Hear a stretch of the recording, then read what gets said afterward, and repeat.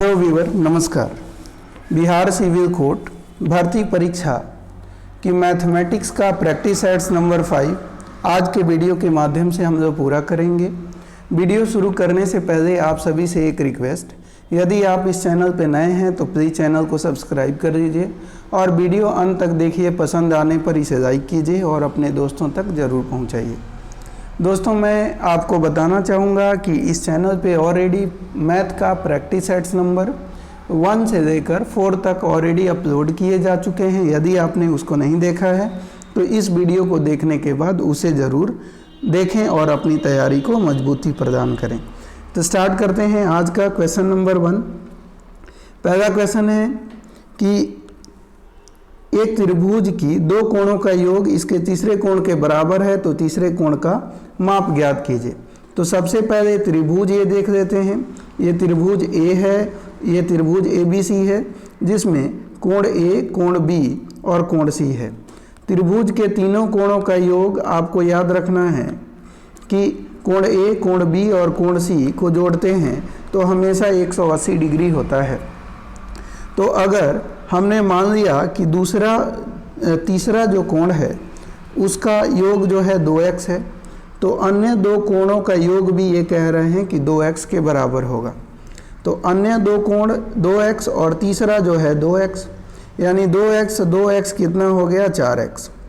तो 180 बराबर ये 4x हो गया, तो इसको काटेंगे तो 4 चौक 16 और 4 पचे 20, तो x का मान हो गया 45 डिग्री। तो तीसरा कोण हमने माना था 2x, तो 45 गुणा 2 करेंगे तो 180 डिग्री तीसरा कोण हो जाएगा। तो बोला जाए तीसरा कोण का योग बताइए, तीसरा कोण बताइए कितना डिग्री का होगा। तो तीसरा कोण हो जाएगा 90 डिग्री का। कितने डिग्री का फ्रेंड? तो तीसरा कोण का अगर आपसे पूछ लिया जाए तो ये 90 डिग्री का होगा, यानी ऑप्शन नंबर बी आंसर हो जाएगी। आगे बढ़िए, अगले क्वेश्चन की तरफ बढ़ते हैं।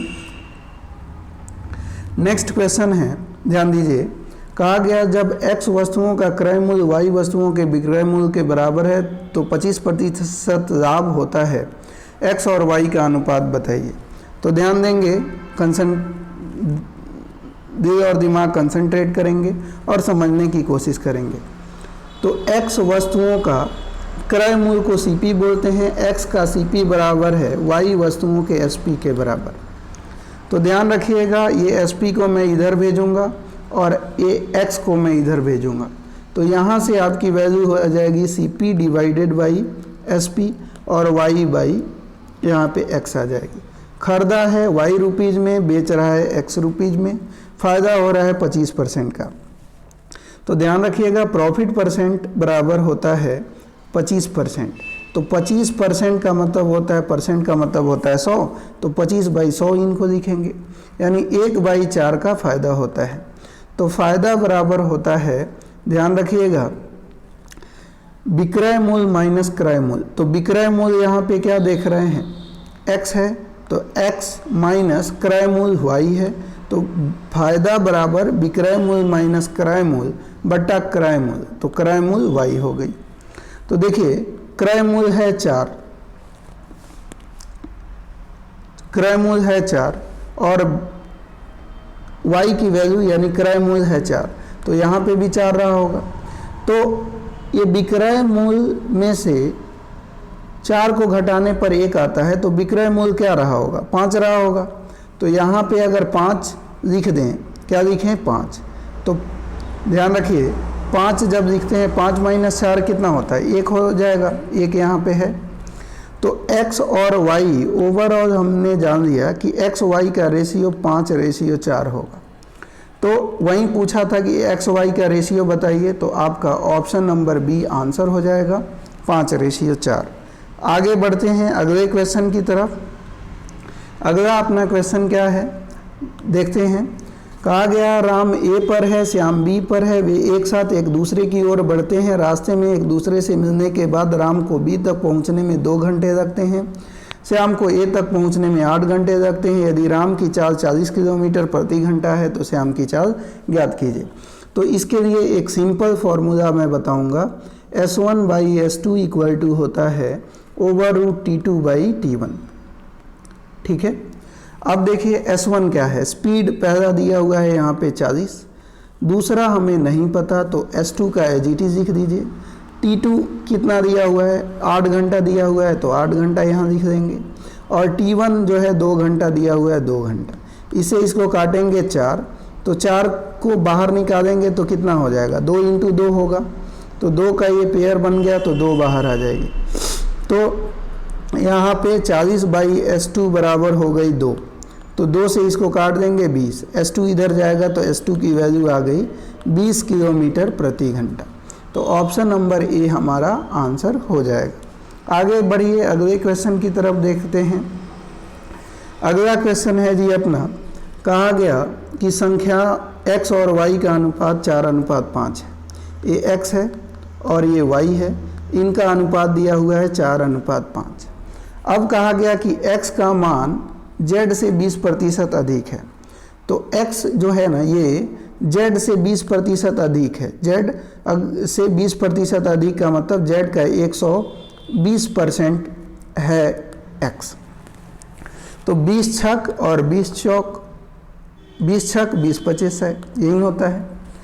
तो देखिए दो यहाँ पे 2 तियाँ 6 और 2 तियाँ 6 और 2 दूनी 4, तो यहाँ पे आ जाएगी आपकी 5 दूनी 10 बाई 3, कितना आ जाएगा, तो z की बात करें तो 10 बाई 3 आ गई। तो ध्यान रखिएगा रेशियो कभी अपॉन में नहीं होता, तो इसको सिंपल फ्रैक्शन से हम हटाएंगे। तो कैसे हटाएंगे, 1 3 का एलसीएम निकालेंगे, तो 1 तियाँ 3 तो 4 तियाँ कितना 12, 1 तियाँ 3 तो 5 तियाँ कितना 15, और यहाँ पे 10। क्लियर हो गई। तो ये तीनों में है तो इस 3 को हम नहीं लिखेंगे, x y z 12 15 10 आ गई। अब क्वेश्चन में बोला था कि y का मान z से कितना अधिक है, तो z है 10, 10 से कितना अधिक है 15 5, किससे 10 से, और प्रतिशत के लिए प्रतिशत में पूछ रहा है तो 100, तो 10 दहाँ का 100 तो 5 दहाँ 50, तो 50% अधिक है, यानी ऑप्शन नंबर सी अपना आंसर हो जाएगा। आगे देखते हैं, अगले क्वेश्चन की तरफ बढ़ते हैं। अगला क्वेश्चन देखिए क्या बोला गया, एक छात्र ने गलती से एक संख्या को 5/2 के बजाय 2/5 से गुना कर दिया, गणना में हुई त्रुटि प्रतिशत बताइए। तो कुछ नहीं करना है, ओरिजिनल संख्या कौन सी है 5/2, गलत वाली संख्या कौन सी है 2/5। तो सबसे पहले आप देखिए कि ये 2/5 आया है, आना चाहिए था 5/2, तो इसमें त्रुटि कितनी हुई है, 2 और 5 का एलसीएम निकालिए 10, तो 2 पचे 10 तो 50 25, 5 दूनी 10 तो 2 दूनी 4, तो 25 में से 4 गया 21/10 की त्रुटि हुई है। किस पर त्रुटि हुई है, तो 5/2 पर। किस पर हुई है 5/2 पर, तो इंटू 100 कर दीजिए बस। तो यहाँ पे 21/10 इंटू हो जाएगा 2/5 इंटू 100, बस 10 पच्चे 50 दूनी 100, तो 21 दूनी 42 दूनी 84% की त्रुटि हुई, यानी ऑप्शन नंबर डी अपना आंसर हो जाएगा। क्लियर। आगे आइए अगले क्वेश्चन की तरफ बढ़ते हैं। यहाँ पे देखिए इनको बताना है कि ये क्या है। तो देखिए ओवर रूट, ये 3/5 है, एज इट इज लिखिए। ये 125 को कैसे लिख सकते हैं 5 इंटू 5 इंटू 5, तो ये 5 का पेयर बनेगा, तो एक 5 बाहर आएगा एक अंदर रह जाएगा। 80 को कैसे लिख सकते हैं, तो 80 को हम कैसे लिखेंगे दोस्त, ध्यान दीजिएगा। यहाँ पे 80 है तो 4 इंटू 4 16 पचे 80, तो 4 का पेयर बना, तो 4 को बाहर लिखिए ओवर रूट 5। फिर यहाँ पे 6/5 है। अब ज़रा देखिए ये 3 और 5 कितना होता है 8/5 हो गई, और 4 6 कितना होता है 10/5 हो गया। ओवर रूट से ओवर रूट गायब। ये 8/10 यानी 2 चौक 8 2 पचे 10, 4/5 क्या है परिमेय संख्या है, तो ऑप्शन नंबर ए आंसर हो जाएगा। क्लियर। आगे आइए अगले क्वेश्चन की तरफ बढ़ते हैं। अगला क्वेश्चन अपना क्या है देखते हैं। यहाँ पे नेक्स्ट क्वेश्चन देखते हैं।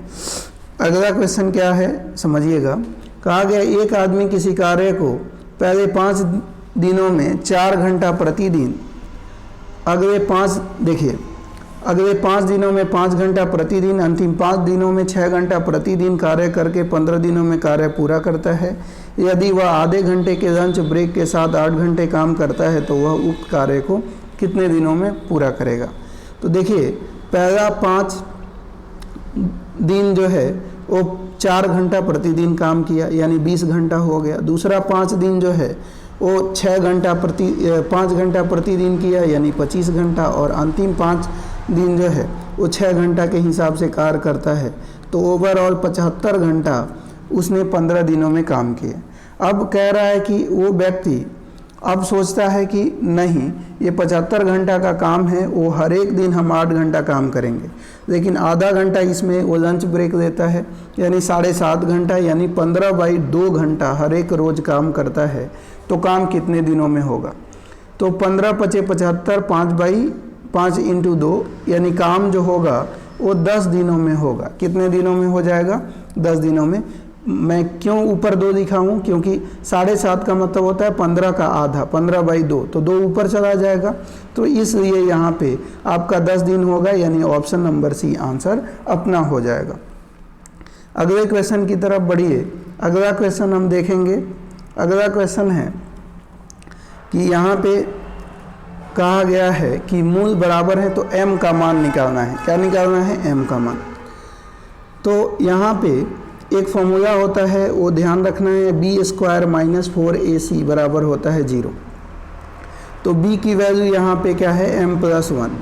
तो m+1 का होल स्क्वायर कीजिए, माइनस 4a की वैल्यू कितनी है? यहाँ पे 4 + m है, तो 4ac। c की वैल्यू यहाँ पे 1 है, तो 1 लिख दीजिए, बराबर 0 लिखिए। अब यहाँ पे इसको देखेंगे तो a + b का होल स्क्वायर, इसको a मान लेते हैं, इसको b मान लेते हैं, तो m का स्क्वायर m², फिर 1 का स्क्वायर 1, a² + b² + 2ab, यानी 2 × m × 1, तो 2m हो जाएगा। और यहाँ से तो -4 × 4 = 16, फिर -4m, ये इसकी वैल्यू होगी। तो इसको सॉल्व कर रहे होंगे तो ओवरऑल हमारा आएगा m का स्क्वायर, और ये 4m में से 2m जाएगा तो -2m हो जाएगा, m का स्क्वायर -2m, और ये 16 में से 1 को माइनस करेंगे तो -15 बराबर हो जाएगी 0। अब ध्यान दीजिए, इसको सॉल्व करना है। इस 2m को ऐसे 2 भागों में तोड़ना है कि उनको मल्टीप्लाई करें तो 15 आ जाए और प्लस माइनस करें तो 2 आए। तो 5 और 3 रखें, यानी यहाँ पे m² और -5m + 3m, तो ये 2m हो जाएगा और मल्टीप्लाई करने पे 15 हो जाएगी। तो -5m + 3m -15 बराबर हो जाएगी 0। तो देखिए, इन दोनों में कॉमन हो जाएगा m-5, और यहाँ पे +3 कॉमन m-5, तो ओवरऑल इक्वल टू 0। तो m-5 = 0, तो m = 5, और m-3 = 0, तो m + 0, m+3 = 0, +3 = 0, तो m = -3। तो एक तो आ गई प्लस का 5 और एक आ गई आपकी -3। तो ऑप्शन नंबर डी आपका आंसर हो जाएगा। आगे बढ़ते हैं अगले क्वेश्चन की तरफ। अगला क्वेश्चन है जी आपका, यहाँ पे ध्यान दीजिए, इन्होंने बोला है कि आरोही क्रम में व्यवस्थित निम्नलिखित आंकड़ों की माध्यिका 19 है, तो x का मान बताइए। तो माध्यिका 19 है। माध्यिका कैसे निकालते हैं? माध्यिका का मतलब होता है बीच वाला टर्म। तो सबसे पहले हम टर्म गिनेंगे, कितना है? 1 2 3, ये 4, ये 5, ये 6 7 8 टर्म है। तो एक काम कीजिए, ये 3 टर्म इधर से निकाल दीजिए और 3 टर्म आप इधर से निकाल दीजिए। 3 3 6 हो गए, बच गए 2 टर्म। तो बीच में 2 टर्म ये बचे, तो x कितना होता है? 2x, और 8 4 कितना होता है? 12, और 2 टर्म थे तो डिवाइडेड बाई 2, और इनकी माध्यिका आ जाएगी 19।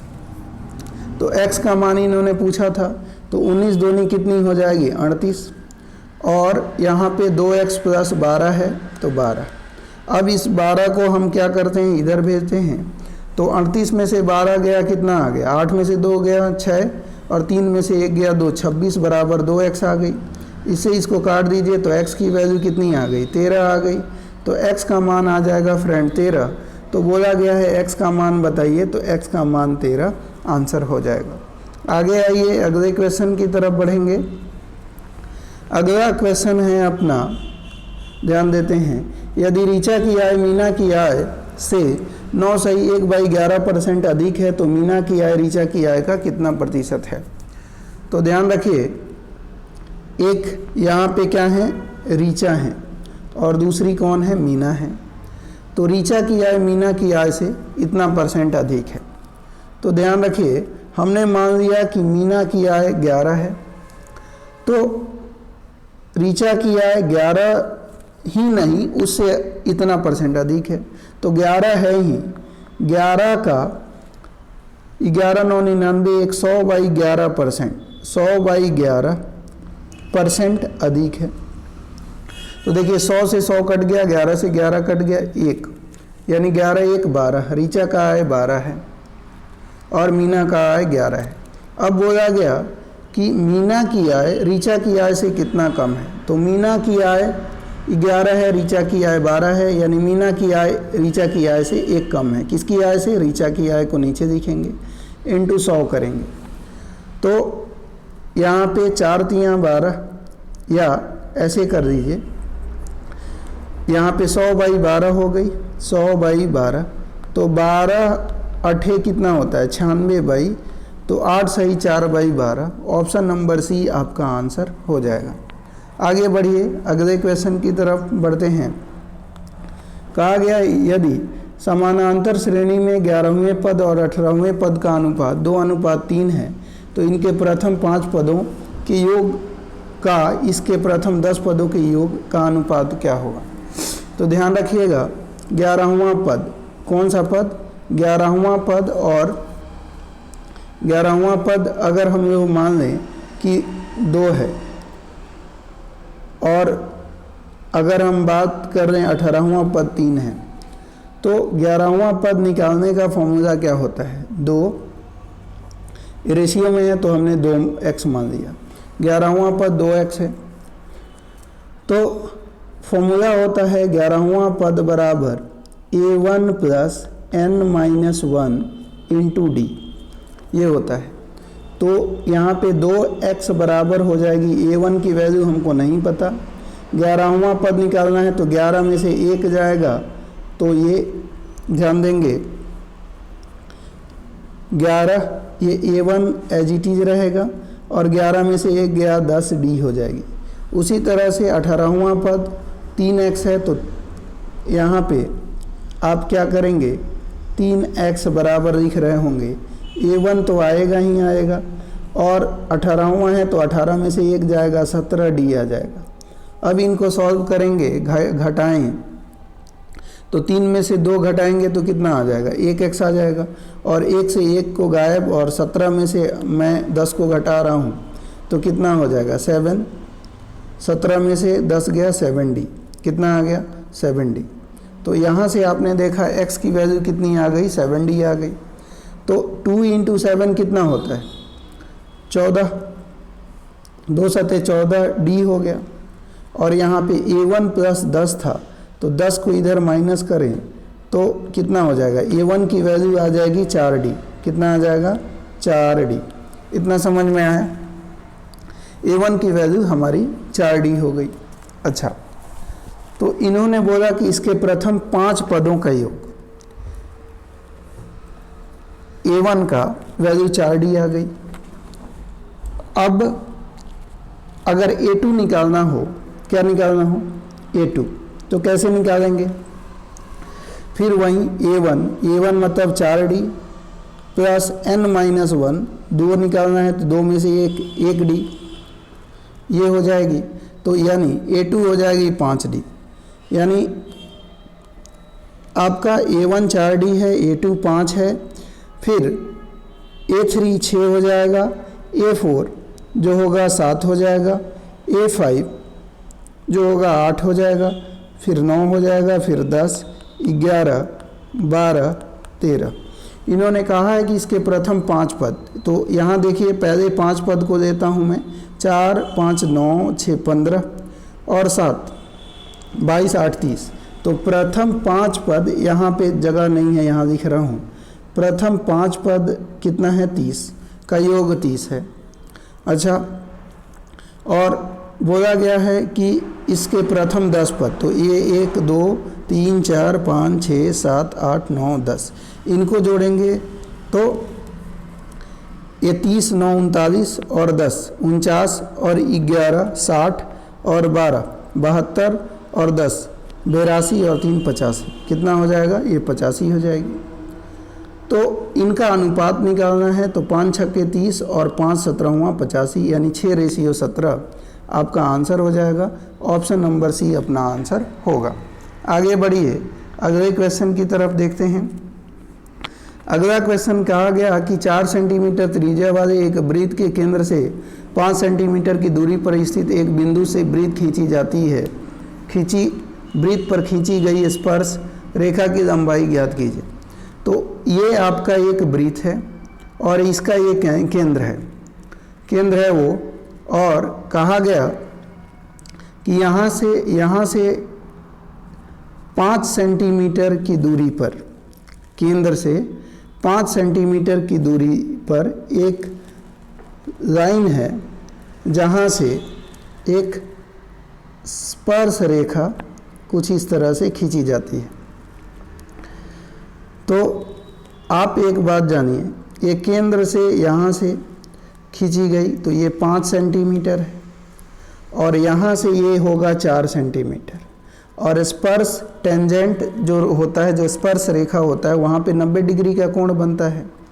तो ये 4 हो गई, ये 5 हो गई, और ये परपेंडिकुलर है तो ये 3 हो जाएगा। ध्यान रखिएगा, ट्रिपलेट मैं पहले भी बताया हूँ कि 3, 4, 5, 5, 12, 13,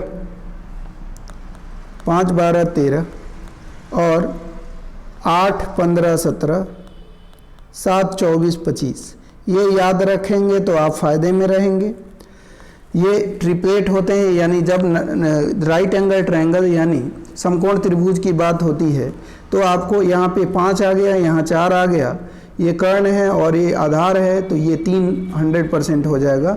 ट्रिपलेट याद करने का फॉर्मूला रूल, ट्रिपलेट याद रखने का फ़ायदा यही होगा कि आपको 5 का स्क्वायर और इसका मतलब आपको फॉर्मूला लगाने की ज़रूरत नहीं पड़ेगी, तुरंत यहाँ पे 3 देखेंगे और आप आंसर ला देंगे। अगले क्वेश्चन की तरफ बढ़ते हैं। अगला क्वेश्चन क्या है, ध्यान से देखिए। एक जलधारा की चाल 3 किलोमीटर प्रति घंटा है और स्थित जल में एक आदमी की चाल 6 किलोमीटर प्रति घंटा है। धारा की दिशा में 37 किलोमीटर तैरने में आदमी द्वारा लिया गया समय बताइए। तो ध्यान रखिएगा, धारा की दिशा में 37 किलोमीटर की दूरी तय किया जा रहा है। तो धारा की दिशा में कोई व्यक्ति चलता है तो उसकी अपनी चाल और प्लस धारा की चाल जुड़ जाती है, और विपरीत दिशा में चलेगा तो अपनी चाल में से धारा की चाल घट जाएगी।